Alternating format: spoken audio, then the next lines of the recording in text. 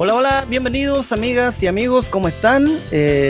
Bienvenidos a este espacio Vamos al Aire, conectado acá en RadioMás.cl, el fanpage de RadioMás.cl. Recuerden visitarnos en nuestras distintas redes sociales, estamos en Instagram, en YouTube, ahí van a encontrar toda la información respecto a nuestro medio de comunicación desde Concepción, transmitiendo para todo Chile y el mundo. Hoy con un programa especial, como cada lunes, nos conectamos con Roxana Eide, ella abogada, su especialidad, ¿cierto? Lo que es el derecho de familia, y hoy vamos a tocar un tema súper importante.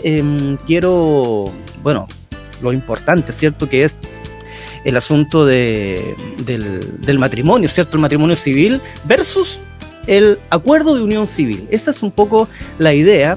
Una ley que permite a las parejas de igual y distintos sexos formalizar su unión ante el Estado para acceder a protección jurídica y social. Eso básicamente sería la definición, para lo cual vamos a saludar a Roxana. ¿Cómo estás? Hola, señor Ortiz, ¿cómo está usted? Yo muy bien por acá.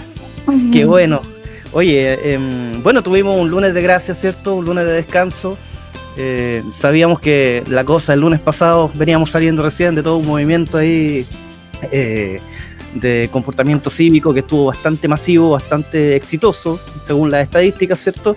Y ahora retomando ya lo que es el derecho de familia, porque estuvimos conversando muchos aspectos constitucionales en los programas anteriores, pero ahora ya retomamos tu campo directamente. Exactamente, yo feliz de poder seguir orientando a la gente, que se anime a unirse a la transmisión para que en la medida, digamos, que tenga duda y que le vaya interesando el tema, nos pueda ir comentando lo que nosotros vayamos conversando.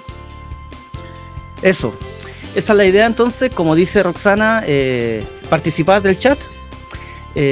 Nosotros vamos a abordar esta temática durante el programa, y la idea es que ustedes puedan hacer sus consultas. Nosotros vamos a responder aquí a la duda. Bueno, nosotros es mucha gente. Ya, Roxana, entremos en materia, ¿te parece? Muy bien. Bien. Muy bien. Partimos muy animados porque además comenzaste con un excelente tema musical. Ah, oye, no menor, ¿eh? Ahí hay muchos colegas, amigos. Esta de es la octava región. Así es, esta es la versión de este famoso Resistiré, de este grupo dúo dinámico, ¿cierto? De este grupo español muy popular a fines de los 60, comienzos de los 70, y que por tiempos de pandemia, ¿cierto?, se volvió a popularizar, y con esta versión de artistas de la región del Biobío, ahí lo pueden encontrar en YouTube. Bien, Roxana. Si no me equivoco, esto surge por el 2011, después se concreta ahí el 2015 bajo el mandato de Michelle Bachelet. ¿Qué es lo que de algún modo motiva, en términos de sociedad, ¿cierto?, en términos culturales, la dictación de esta ley, la 20.830, que regula el acuerdo de unión civil? Sí, oye, súper bien, justamente, esa es la ley 20.830. Bueno, cuando se dicta una ley siempre hay que atender, digamos, analicemos pues, el contexto histórico, ¿cierto?, en el cual se dicta, cuál es el espíritu de la ley que se manifiesta en el tenor literal, que regula una situación en particular.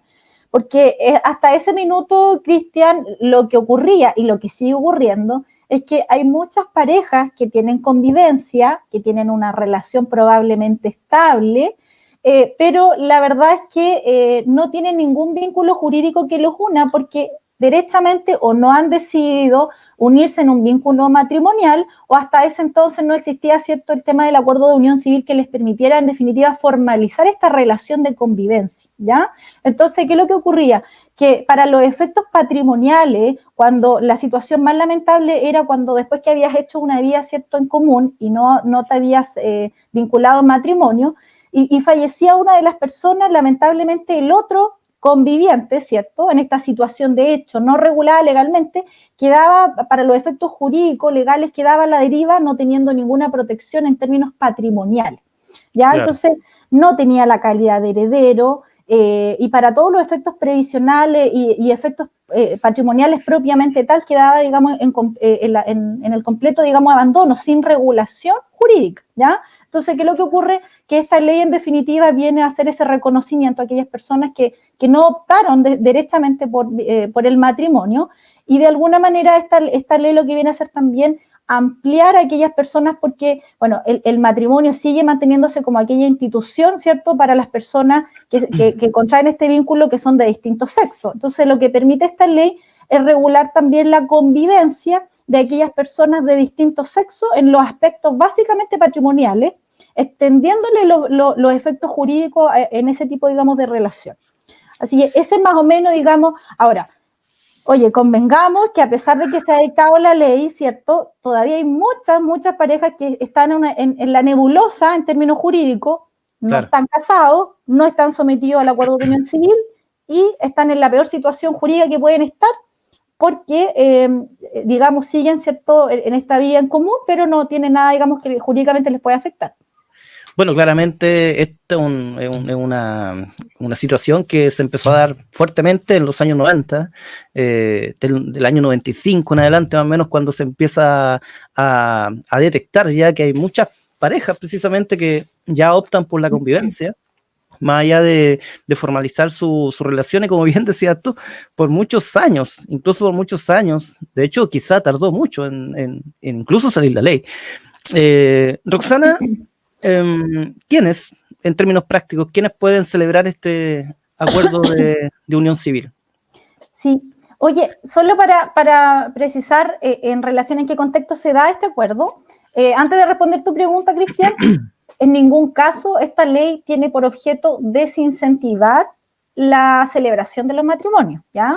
Porque son instituciones jurídicas completamente distintas, ¿ya? Aun cuando el acuerdo de unión civil ha tratado de homologar en cuanto a los beneficios que tiene el conviviente civil respecto del cónyuge, pero son instituciones completamente distintas, que sigue el matrimonio estando reservado, ¿cierto?, para las personas de distintos sexos, según la propia definición que tiene. Entonces, eso para que lo convengamos así. Ahora, lo que tú me preguntas, ¿quiénes pueden celebrar? Eso me dijiste, ¿cierto? Sí, correcto. Ya, bueno, ¿quiénes lo pueden celebrar? Tiene que ver aquí con... Aquí esto marca una diferencia también respecto del matrimonio con el acuerdo de unión civil, ¿eh? Porque en el matrimonio, después de los 16 años, tú ya te puedes casar con la debida autorización de tus padres, por supuesto, pero puedes contraer matrimonio. Acá, el acuerdo de unión civil solamente lo pueden celebrar los mayores de 18 años y que tengan libre administración de sus bienes. Cuando digo libre administración de sus bienes, entiéndase, no aquel, digamos, que tiene plena autonomía, digamos, económica, sino aquel que no ha sido, en términos jurídicos, declarado como interdicto, ya, en definitiva, que tenga capacidad de administrar sus propios bienes. Esas son las personas que pueden celebrar el acuerdo de unión civil. Perfecto. Para quienes se están recién integrando la transmisión, estamos con Roxana Eide, ahí están viendo el banner. Estamos precisamente tratando este tema importante en términos sociales, el matrimonio civil versus el acuerdo de unión civil. ¿Por qué le pusimos este versus un poco? Porque ahora van a empezar a notar, ¿cierto?, que la conversatoria se va a transformar en una especie también en una comparativa, ¿cierto? Ambos son contratos, ¿cierto? Sí, justamente, ambos son contratos, están definidos, digamos, como contratos.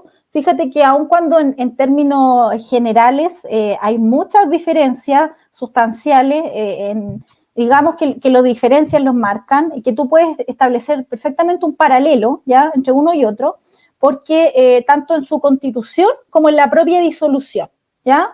El acuerdo de unión civil, fíjate que viene también en parte a representar lo que la sociedad hoy día es. ¿En qué sentido?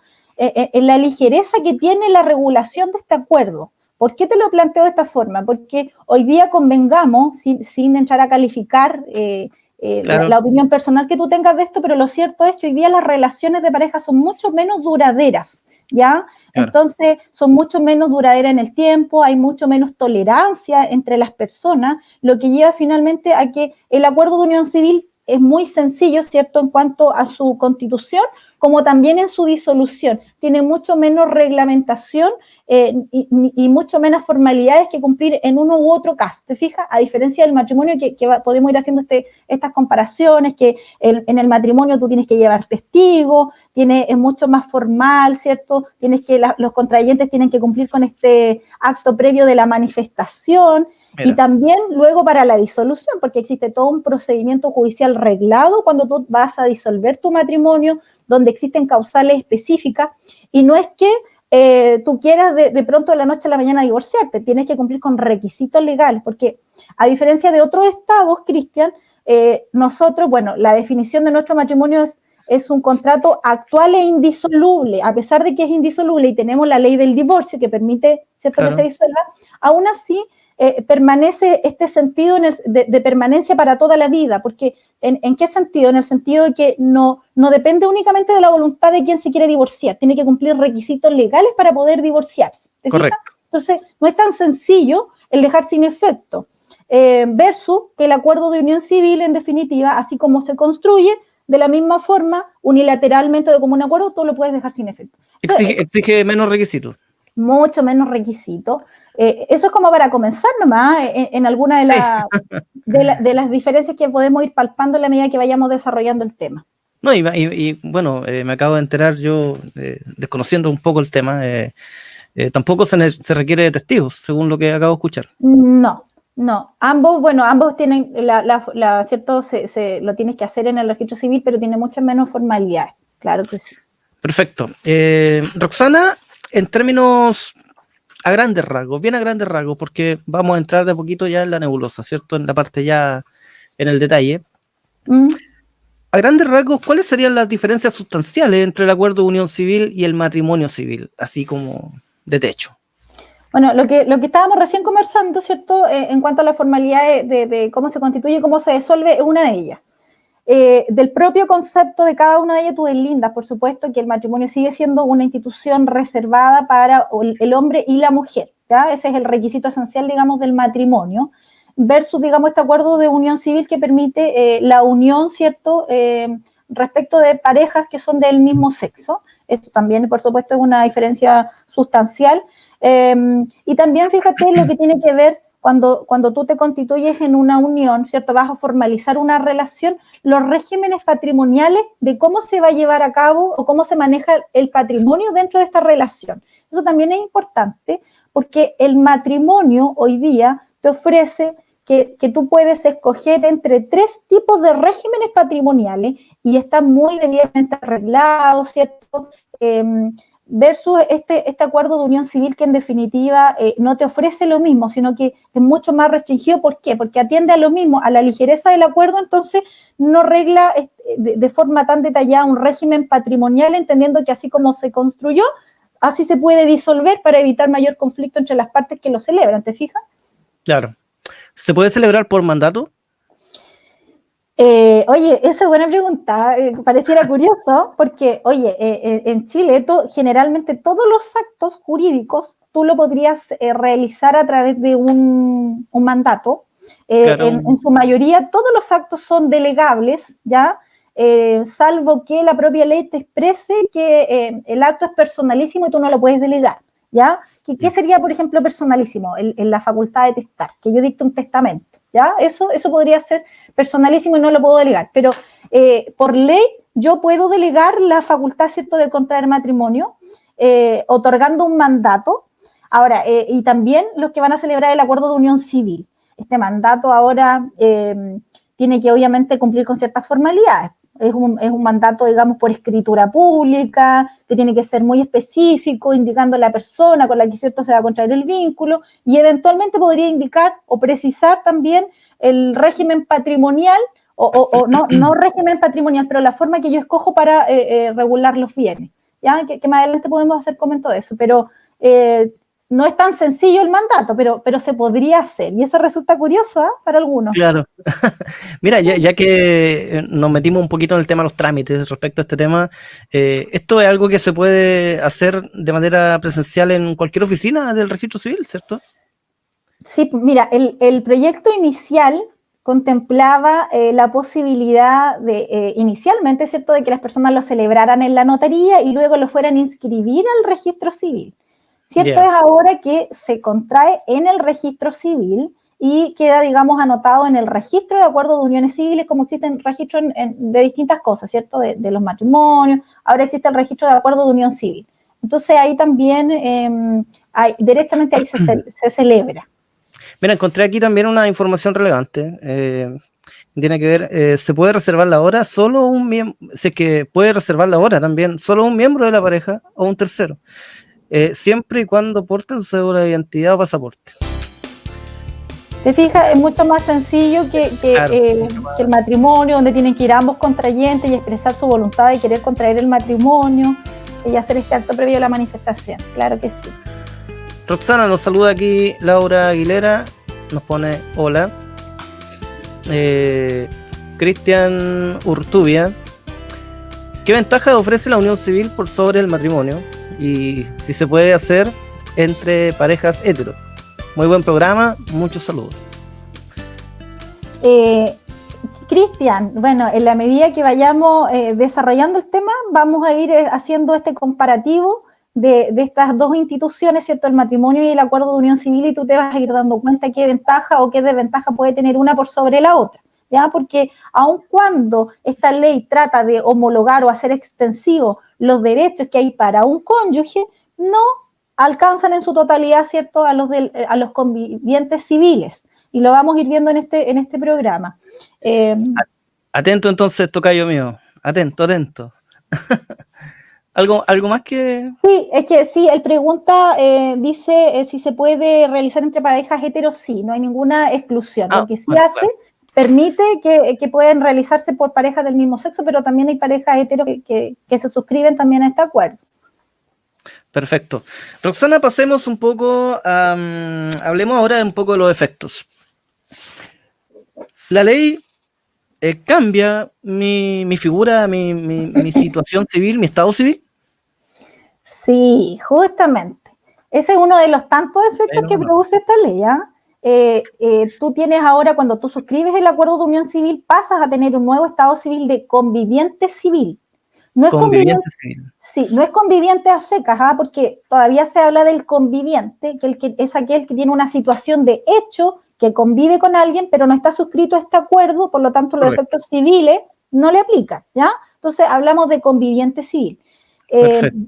Versus ahora, o la diferencia está que cuando yo disuelvo el acuerdo, vuelvo al estado civil anterior que tenía antes de suscribir el acuerdo. Si era soltero, entonces termino el acuerdo y vuelvo a ser soltero, ¿ya? Distinto a lo que ocurre con el matrimonio, que tú te casaste, disuelves y ahora adquieres otro estado civil de divorciado o viudo según cómo terminó tu matrimonio. ¿Te fijas? Claro. Hablando un poco de los efectos, ¿qué deberes tienen entre sí ya las personas que celebran este acuerdo de unión civil? Mira, como contrato, que ya bien lo definimos de esta forma, ¿cierto? Que era un contrato.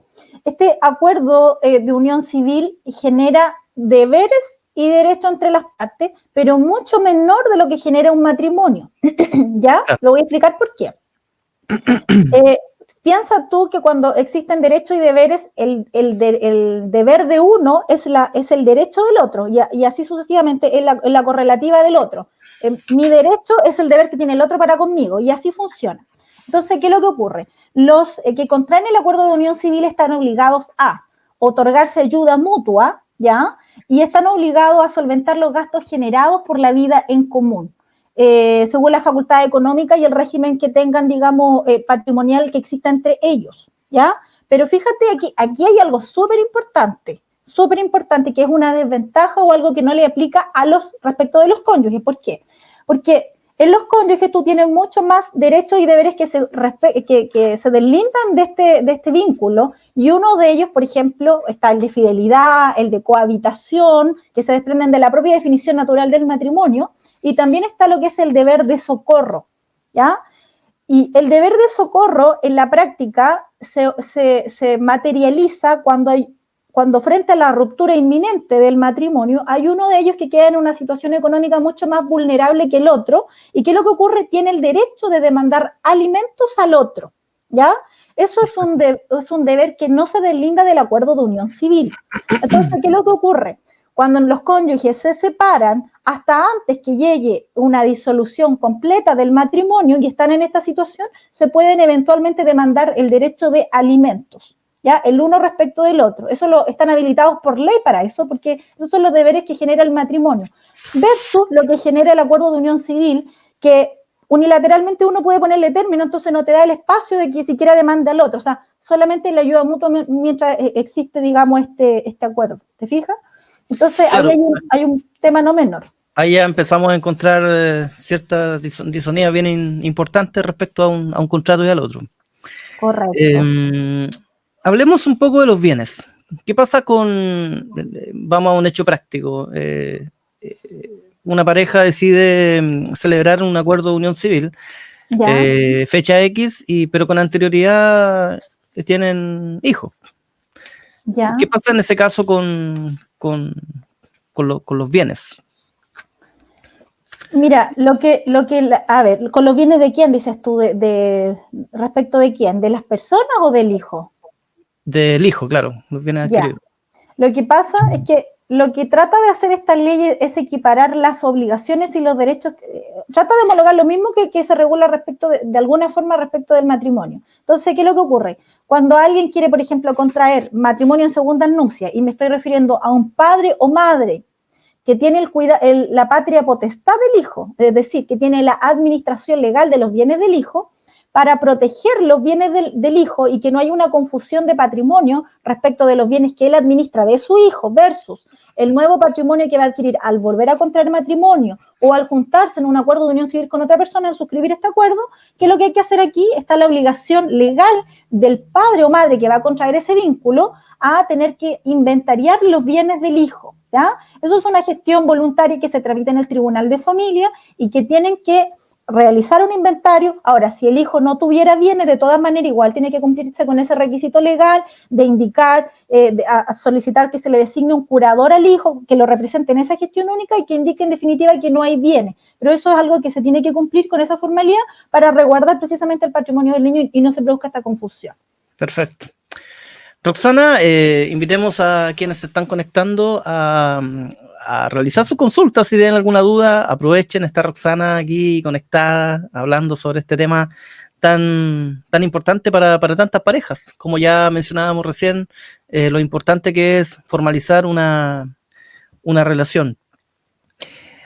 Roxana, nuestra nación, Chile, ¿reconoce de algún modo a acuerdos de unión civil adquiridos en el extranjero?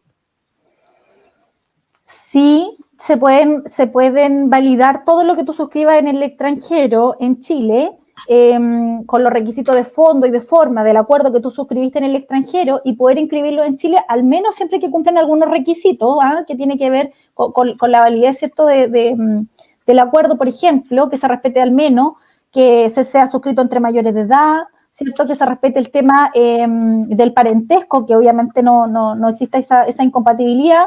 Tiene que ver con eso y que el consentimiento, por supuesto, sea libre y espontáneo.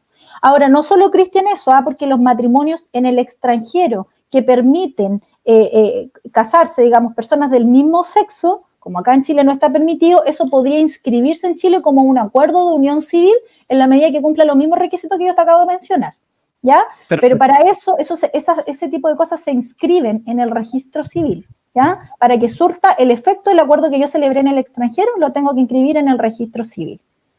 Perfecto. Mira, hablábamos recién respecto a los bienes con la presencia de hijos anteriores, ¿cierto? Pero en términos de pareja, los bienes adquiridos durante ya el acuerdo de unión civil, si bien el matrimonio tiene sus propias políticas, el acuerdo de unión civil, ¿cómo se administra esto? Esto es no sé si llamarlo desventaja de alguna manera, ya, pero tiene que ver y que obedece a la naturaleza propia del mismo acuerdo, de lo ligero que es el acuerdo en el sentido de suscribirlo y de disolverlo. ¿En qué sentido? En que por defecto las personas que se suscriben a este acuerdo, si nada dicen, se entienden separados de bienes para todos los efectos legales. O sea, lo tuyo es tuyo, lo mío es mío, ¿ya? Lo que yo traía antes era mío, lo que traías tú antes era tuyo, y cuando nos unimos estamos separados de bienes y cada uno administra un patrimonio de forma independiente. Con separación de viernes, muy bien. ¿Te gustaría? Es un muy buen chiste ese. Muy buen chiste. Pero el problema es que, o sea, no es problema, en realidad lo que ellos pueden hacer también tienen el derecho de optar por las reglas de la comunidad. Eso es un pacto que ellos tienen que hacer al momento de suscribir el acuerdo, es decir, yo no quiero regirme por este régimen de separación de bienes y nosotros queremos someternos a las reglas de la comunidad, es decir, que todo lo que adquirimos, ¿cierto?, le corresponde a ambos. El problema viene después cuando se produce la disolución y hay que liquidar esta comunidad, ¿ya? Porque piensa tú que cuando tenemos un matrimonio y el matrimonio se disuelve, precisamente los contrayentes quedan en un estado de comuneros, de comunidad, que eso hay que liquidar. Entonces, ellos estarían entrando en sus bienes, en la administración de sus bienes, en esa calidad si ellos quisieran, ¿ya? No tienen la opción de escoger, como hoy día te plantea el matrimonio, la sociedad conyugal, y dentro de esta sociedad conyugal está el patrimonio reservado de la mujer casada, ¿cierto?, o la participación en los gananciales. Tú en el matrimonio tienes la opción de escoger y de cambiarte de un régimen a otro, ¿ya? Yeah. Esa es la limitancia, digamos, que tiene este acuerdo en cuanto a la administración de los bienes, o el régimen patrimonial, digamos, que les estamos rige. ya enumerando ahí las distintas diferencias entre un acuerdo y otro. Exactamente. Roxana, bueno, contémosle un poquito a quienes nos están viendo. Aquí está tu información, tú tienes tu página de Facebook, EIDE Servicios Jurídicos, ahí está tu número de teléfono de contacto, asesorías en derecho de familia. Ahí pueden contactar a Roxana y pueden encontrar mucha información ahí en su página de Facebook. Tenemos más comentarios, por acá nos escribe, nos vuelve a hacer otra consulta, Cristian. Vamos a mostrarlo al tiro, aquí está. Quisiera preguntar respecto de la unión civil en segundas nupcias, una vez divorciado. ¿Se mantienen los derechos de los hijos en cuanto a bienes patrimoniales? No me queda muy clara su pregunta. La limitancia de lo que hablamos en relación a nosotros en momentos antes, la limitación es para el padre o madre que quiere volver a contraer el matrimonio o el acuerdo de unión civil. Los derechos que tienen los niños en ningún caso, digamos, se ven afectados. Por lo mismo es que está la limitancia para el progenitor que quiere volver a contraer segunda nupcia o hacer este acuerdo. Precisamente este inventario para proteger los bienes del niño, que en ningún caso debieran verse afectados, ¿ya? Los derechos que tienen los hijos sobre sus bienes. Si por ahí puedo responder la pregunta de Cristian, o va, digamos, el clarificando qué es lo que quiere preguntar. Claro, correcto. Así que, Cristian, si gustas, puedes hacer más específico ahí la consulta y acá ningún problema lo podemos responder. Metámonos en terreno derecho de los derechos. Ya. Un acuerdo de... No, a ver, lo voy a preguntar de otra forma. ¿Un conviviente civil es carga del otro en el sistema de salud? Ahora sí, puede ser carga del otro en el sistema de salud, es uno de los beneficios, digamos, que le otorga esta ley, porque el conviviente, digamos, que no está sujeto, pero siempre que tú hayas suscrito el acuerdo de unión civil, siempre hagamos esa distinción, ¿cierto? Correcto.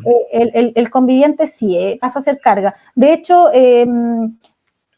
sí, efectivamente, mira, en general, Cristian, voy a hacer como un paréntesis aquí, en general, todas las inhabilidades, las incompatibilidades, las prohibiciones que le afecten al cónyuge, le van a afectar también al conviviente civil, ¿ya? Respecto de las restricciones que tienen los cónyuges. Por ejemplo, voy a poner un ejemplo. La ley dice que entre cónyuges no procede o es nulo un contrato de compra-venta. De la misma forma, esa norma se le aplica a los convivientes civiles. Es nulo la compra-venta entre los convivientes civiles porque persigue la misma finalidad, que es no perjudicar a terceros acreedores. ¿Te fijas? Entonces, las prohibiciones, limitaciones que tienen los cónyuges se hace extensivo a los convivientes civiles. No así todos los derechos, ¿ya? Sí, las prohibiciones y limitaciones, no así todos los derechos que le vamos a ir viendo, pero al menos en el tema de salud sí podrían ser carga del otro conviviente. Interesante, están llegando más comentarios. No, quedó conforme nuestro seguidor. Qué bueno, muy bien. Sí, súper ahí dice, respondido. Excelente. Bueno, continuando en materia, ¿qué pasa en el caso si un conviviente civil fallece? Oye, ¿qué derechos tiene el otro? Sí, este era un tema, era el tema principal a propósito por el que se dicta esta ley, porque esto es lo que ocurría, parejas que vivían muchos años y que no formalizaban, claro que sí. Pasaba que fallecía uno de ellos y el conviviente civil que vivió toda la vida con él quedaba sin pensión de sobrevivencia, no tenía la calidad de herederos, ¿te fijas? No, Entonces y los beneficios se los llevaba a veces una persona del pasado. Claro, o hijos, o los padres, Claro, dependiendo. Entonces, ese era un tema, por eso que era importante o importante esta regulación. Entonces, ¿qué es lo que ocurre? Cuando fallece, el conviviente civil tiene en temas de derecho hereditario los mismos derechos que el cónyuge, ¿ya? Te voy a dar más o menos la proporción. ¿Cómo opera esto? El cónyuge sobreviviente en una herencia le corresponde el doble de lo que le corresponde a cada hijo. ¿Ya? Opera de la misma forma para el conviviente civil. Y cuando los hijos son 7 o más, al menos al cónyuge se le asegura el 25%. Lo mismo va a ocurrir con el conviviente civil. ¿Ya? Ahora, si yo tengo una herencia en la que tengo un testamento, es una herencia testada en la que yo dispongo libremente de mi bien a través de un testamento, que es otra forma de división de los bienes. Tengo yo, porque la gente piensa que esto voy a sacar un mito, que yo a través de un testamento puedo administrar libremente el 100% de mis bienes, lo cual no es así, ¿ya? Yo tengo bastantes limitaciones de cómo efectuar un testamento y hay algunas partes que ya están asignados a los legítimos herederos que por ley les corresponde. Lo que yo puedo hacer en el testamento es parte de ese testamento, de mis bienes patrimoniales, de mi patrimonio, asignarlo a los propios herederos o a un tercero que no tenga un vínculo conmigo. Y este conviviente tiene derecho a recibir lo que se llama cuarta de mejoras. Como pasa a ser heredero, un legitimario, entonces tiene derecho también a que la cuarta de mejora, que equivale al 25% del total del patrimonio en un testamento, ya un poquito enredado, también tiene derecho. No, pero lo estamos siguiendo, lo estamos siguiendo. Ya.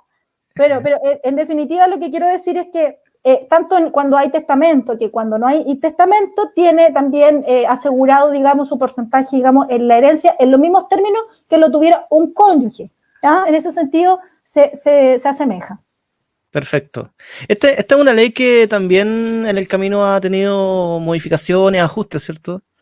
Sí, mira, en términos laborales, para complementar esta pregunta, cuando fallece, en términos laborales también se ha modificado lo que es el código laboral al respecto, ¿ya? Por ejemplo, el permiso, cuando fallece, ¿cierto?, el cónyuge, tú tienes un permiso laboral pagado, lo mismo va a ocurrir con el conviviente civil, ¿ya?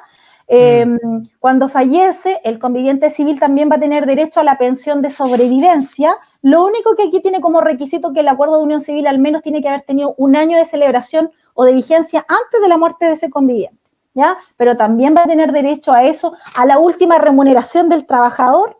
Esas son normas, digamos, laborales que se han ido modificando a propósito de esta ley, ¿te fijas? Entonces, en términos previsionales, en términos previsionales, en términos laborales, en términos civiles, digamos, se ha visto más protegido este conviviente civil. Perfecto. Oye, queremos darle la bienvenida a un fiel seguidor de este programa, a Gabriel Elgueta Contreras. Patito. Claro. Ahí nos está realizando una consulta.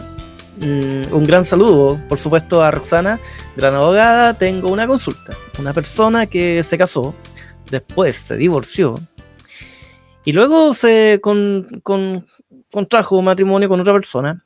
En este segundo matrimonio tiene derecho sobre algunos bienes y después complementa.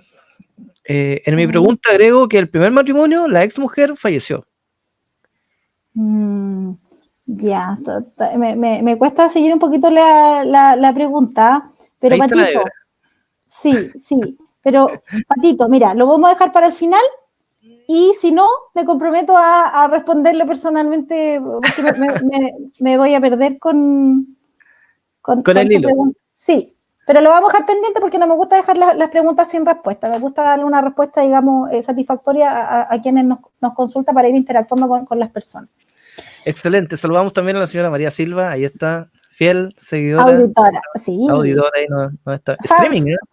Ojo, ahora se llama streaming. Ahora, eso lo aprendí en una capacitación de esto que tiene que ver con el digital, ¿cierto? Y todo este revuelo de las redes sociales y las videollamadas, para quienes nos están viendo. En la radio era el auditor, en la tele el televidente, y en este caso, para todo este tipo de transmisiones que se hacen vía online, es el streaming, ¿ya? Así que saludamos a todos nuestros streaming que están conectados en este minuto. Ya, volviendo al tema, vamos a... Ahí sí. Roxana, pregunta importante. A ver. ¿Qué derechos no contempla definitivamente el acuerdo de unión civil? Ya.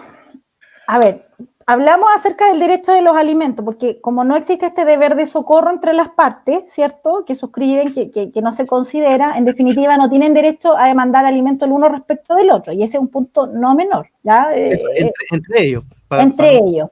Para no confundir a la gente. Entre ellos, digamos como pareja, no existe ese derecho de demandarse los alimentos. Hay un tema ahí que se puede discutir, pero lo cierto es que no corresponde. Mira, hay leyes especiales, normativas especiales que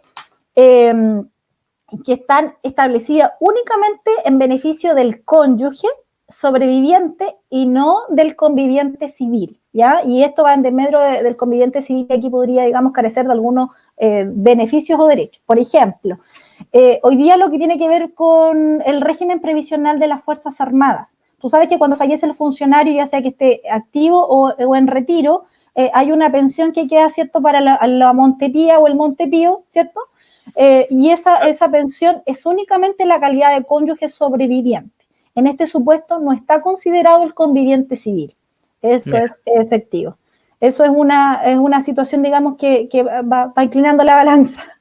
Así hay otras leyes, ¿no? Así hay otras leyes que tampoco, digamos, hacen extensivo porque están reguladas específicamente para ir en beneficio del cónyuge sobreviviente. Por ejemplo, el seguro obligatorio de accidentes personales, el SOAP, que nosotros conocemos, ¿cierto? El SOAP.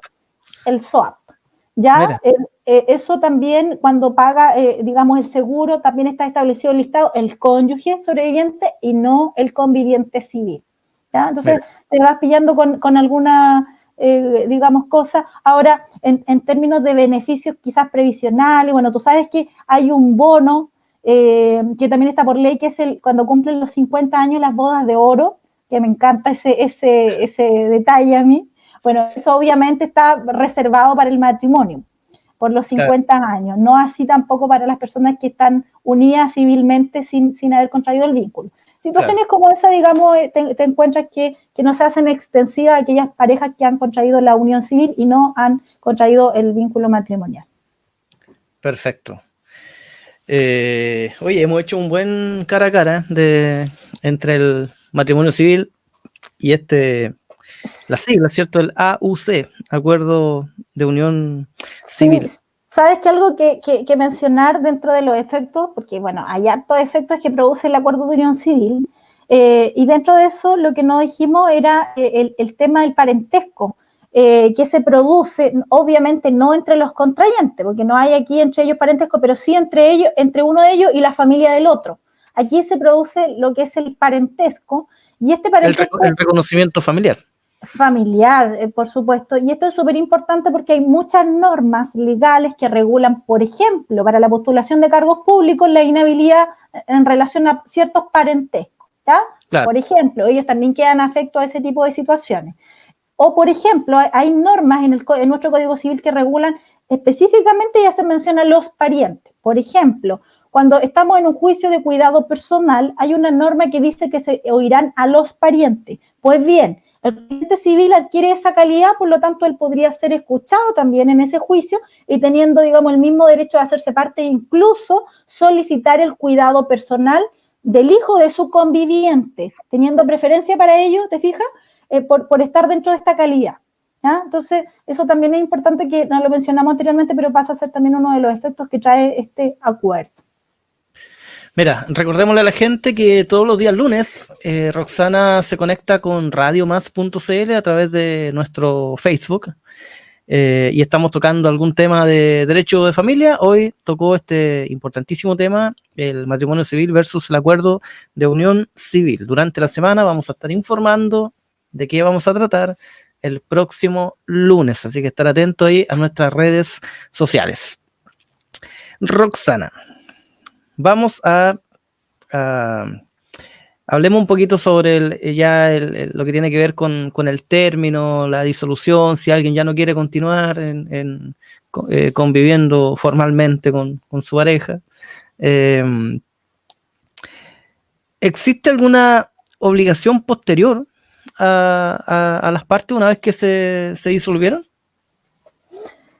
Aquí entra lo mismo que tú puedes demandar en el matrimonio, que es lo que es la compensación económica, ¿ya? Eso es un tema importante también, que de la misma forma como se regula para el matrimonio, contemplando con los mismos requisitos que tú demandas en el matrimonio, ¿cierto? Cuando este se disuelve, la edad, el rango etario, tu sistema de salud, tu sistema previsional, las posibilidades reales que tienes de acceso al mercado, porque te dedicaste al cuidado de los hijos o del hogar común. Los mismos requisitos son los que operan acá para demandar compensación económica. Eso puede ser también en una u otra institución, y también eso lo conoce el Tribunal de Familia. Esa es como una de las obligaciones o derechos que pueden, digamos, continuar al momento de que se está disolviendo este vínculo, digamos. Ahora, quizá debí preguntarlo antes, ¿bajo qué términos, bajo qué escenario quizás, de qué manera se disuelve o termina un acuerdo de unión civil? Porque entendamos que también de distintas formas. Bueno, lo natural, ¿cierto? La muerte de uno de ellos, y lo segundo es que aquí tú puedes apreciar en definitiva la flexibilidad o lo desformalizado que es el acuerdo, en el sentido que, bueno, así como lo suscribieron, van de mutuo acuerdo al registro civil y lo dejan sin efecto, ¿ya? Esa es una opción. Y la otra alternativa es de forma unilateral tomar esa decisión sin consultarle al otro. Y en definitiva, para validarlo, tú tienes que notificarle al otro a través del Tribunal de Familia, ¿cierto? Hacer esta notificación formal para que el otro se dé por enterado que pusiste término al acuerdo. Y en este sentido, ¿por qué desformalizado? Porque no necesitas esgrimir mayores causales para dejar sin efecto este acuerdo, como sí ocurre en el matrimonio, que todo surge a propósito de la propia definición de cada una de las instituciones. Recuerda tú que cuando hablamos y comenzamos definiendo, ¿cierto? El matrimonio genera muchos deberes, mayores deberes que el acuerdo de unión civil. Por lo tanto, el incumplimiento de los deberes de ese matrimonio te permite a ti esgrimirlo como una causal para precisamente estos incumplimientos llevarlo a la disolución del vínculo. Versus, ¿cierto?, que en el AUC no necesitas eso porque no estás sujeto ni a esos deberes ni a esgrimir alguna causal distinta más que tu voluntad de poder ponerle término al acuerdo. Mira, ahora, para todos los efectos legales, tribunales de familia, ¿cierto? Sí, por supuesto, tribunales de familia regulan todas estas situaciones, sí. Perfecto. Roxana, mira, estamos llegando al término del programa. ¿Cuál sería, yo más o menos sé, pero cuál sería, digamos, la recomendación así principal respecto a este tema? Lo que pasa, Cristian, es que a la fecha todavía tú te encuentras con muchas parejas que solamente tienen una convivencia de hecho y no han optado en definitiva por someterse a la regulación de ninguna de estas dos instituciones, y esa es la peor situación en la que te puedes encontrar, porque en definitiva los efectos jurídicos que regulan uno u otro no te estarían alcanzando porque no tienes ningún vínculo jurídico con la otra persona que tienes convivencia. Entonces, la recomendación aquí es formalizar, ¿cierto?, habiendo hecho como este paralelo o comparación entre el uno y el otro, a pesar de que el acuerdo de unión civil trata de hacer extensivo en su totalidad los derechos. No es lo mismo el acuerdo de unión civil que el matrimonio por distintos aspectos que fuimos evaluando durante el desarrollo, ¿cierto?, de esta entrevista. Entonces, la recomendación es que formalice. Si usted no optan, ¿cierto?, por el matrimonio, bueno, el acuerdo de unión civil para que quede protegida en cuanto a los aspectos legales, jurídicos, cuando ocurren estas situaciones, que principalmente tiene que ver, Cristian, con el fallecimiento de uno de ellos, ¿ya? Para que no quede en el desamparo y tenga, digamos, el derecho finalmente de poder quedar comprendido dentro de este sistema de protección, porque formalizó el vínculo. Perfecto. Oye, hemos tenido una buena sintonía. Queremos agradecerle a todos quienes se han conectado el día de hoy. Tengo una pregunta por interno. ¿Existe el derecho a los 5 días de permiso laboral? entiendo, después, quizás después de haber contraído, me imagino, Mira, eso yo no lo tengo en este momento claro, no me voy a regalarle una respuesta, porque o el entiendo que fallecimiento de uno de los dos puede ser también. el fallecimiento sí, fíjate que sí, lo que lo conversábamos Yo creo que recién. por ahí, yo creo que por ahí va. Respecto del fallecimiento, sí, tiene el derecho del permiso pagado cuando fallece, pero cuando las personas se casan, efectivamente tienen el permiso de 5 días hábiles. Yo me imagino que sí, pero no me voy a arriesgar a responder porque tendría que hacer revisión de esa. Es una buena pregunta. Lo vamos a dejar ahí, Cristian, para confirmarlo abajo del videito, lo voy a confirmar. De hecho, voy a poner aquí, ahí, para que te contacten directamente. Ahí están los datos de Roxana. Mira, no sé si te parece si revisamos con mayor detalle la pregunta de Gabriel, ¿no? Sí, lo que pasa es que yo conozco en particular el caso de Gabriel. Perfecto. Sí, yo conozco su caso, así que ese caso no, amerita mayores preguntas, mucho más preguntas para poder desarrollar una respuesta, digamos, a su perfecto. porque es un caso más complejo. Pero lo vamos a resolver por interno con Gabriel. Oye, Roxana, bueno, ¿qué le podemos adelantar a la gente? ¿Qué otros temas podemos abordar? Porque el campo del derecho de familia es enorme. Mira, hoy día está, por ejemplo, el tema de lo que son, mira, está en boga el tema del cambio, ¿cierto?, de esta institución del Sename, ¿cierto?, que se está transformando y tiene que ver con todo, en definitiva, los derechos de las medidas de protección en beneficio de los niños. Ese es un tema súper importante, que es el derecho de la infancia, cómo se está desarrollando, cómo ha ido evolucionando, las medidas de protección, cómo se enfrenta en un tribunal este tipo de situaciones, adolescentes infractores de ley, que también lo ven los tribunales de familia. Y por ejemplo, también, Cristian, el tema de los contratos, materia civil, el mismo tema de la herencia que nos referíamos delante, Claro. cómo testar, hay mucho tema todavía que podemos ir tratando, y entretenido que la gente se vaya haciendo parte y vaya interactuando con nosotros. Así que tenemos hasta fin de año para seguir conversando de... No, y está claro que vamos a tener temas para rato, pues, y después van a venir muchos cambios, como se están dando las cosas, pues, así que... Vamos a ver, sí. Claro. Bueno, oye, Roxana, agradecerte el contacto nuevamente, agradecerle a Laura Aguilera, a Cristiano Urtubia, a Gabriel Elgueta, María Silva, que estuvieron comentando, ¿cierto?, realizando sus consultas, y mencionarle a todos quienes están conectados que este programa se emite, de momento, los días lunes y los días viernes. Los días lunes estamos conectados con Roxana, conversando respecto al derecho de familia, tocando algún punto específico, y los días viernes nos conectamos con Mónica Andrade, conversando respecto al marketing digital, un tema totalmente distinto. Y a las redes sociales, cómo sacarle partido, ¿cierto?, un poco a las redes sociales, sobre todo en tiempos de pandemia. Así que, y se vienen sorpresas para más adelante, así es. Así que lo más probable es que a mitad de semana por ahí vamos a tener una tercera entrega, abordando algunos temas que son también del interés de muchas personas. Mira, nos llegó otro comentario. Aquí está. Al cierre, alcanzó a entrar. Sí. Ya, mira, vamos a sacarlo al aire.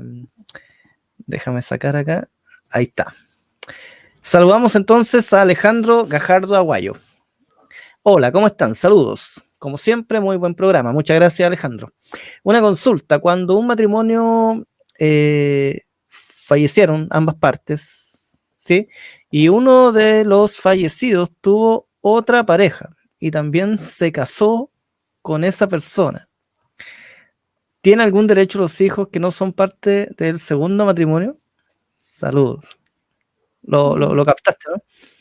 Sí, lo que pasa es que los hijos siempre van a ser, en términos bien generales, porque estas preguntas de pronto ameritan un desarrollo. Correcto. Está claro que hay que verlo con un pincel.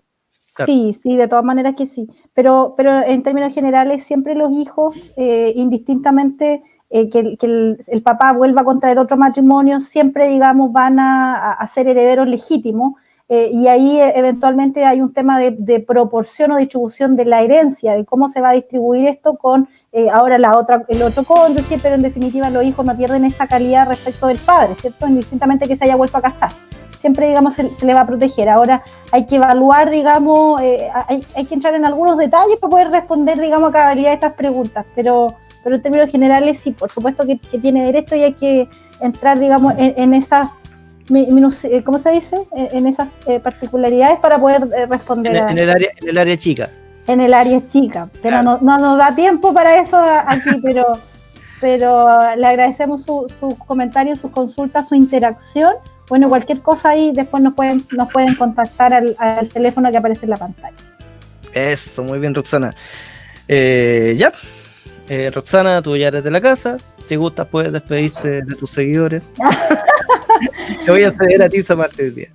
No, Cristian, ha sido un gusto para mí volver a tomar estos temas de familia. Habíamos estado con temas constitucionales, ¿cierto? Con lo contingente, pero lo cierto es que el derecho de familia hoy día tiene una relevancia súper importante en lo que uno día a día ve. Entonces, poder compartirlo con las personas que nos escuchan y poder ayudar a resolver sus inquietudes es algo muy satisfactorio. Así que invitarlo el próximo lunes, que vamos a tener otros temas de familia para que nos vayan siguiendo y nos vayan comentando. Eso es. De mi parte, también le agradezco a todos los seguidores que nos contactaron el día de hoy e invitados a este viernes a las 19 horas en un episodio más de Vamos al Aire. Así que nos reencontramos, amigas y amigos. Chao. Chao.